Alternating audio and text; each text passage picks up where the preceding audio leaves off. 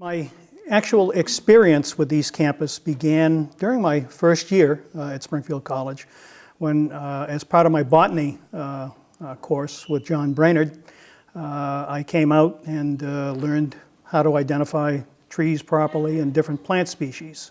As a student, and this is how I actually became involved with food service, I worked for our food service. And it was a very significant experience with East Campus because I had the privilege, really, of feeding the camp staff for freshman camp. It's now called Outdoor Pursuits, but freshman camp.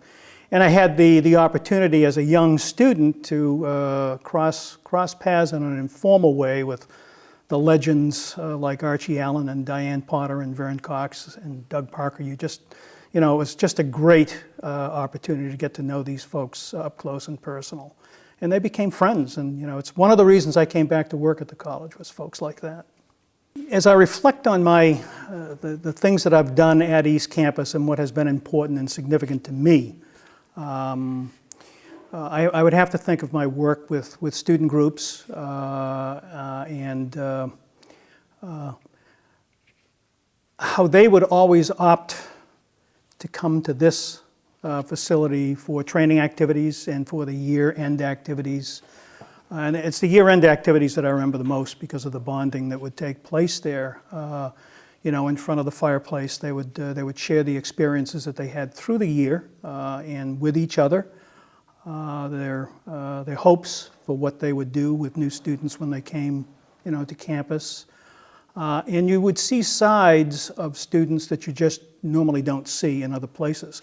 And this facility has that's what it does with people. It relaxes them. And that's, I guess, I've never really verbalized it in that way before, but that's one of the things that I've always loved about it and have appreciated, is the peacefulness. And you see the college and you see people, in a different light.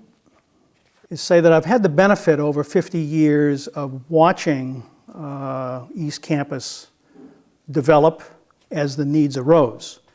It's no longer the quiet, pristine environment that was used a few times a year by the college and because of Camp Massasoit, by the community.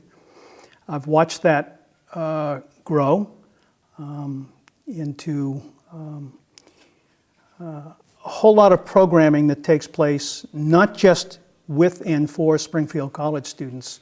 There are precious few institutions, particularly small colleges, that have a facility like this.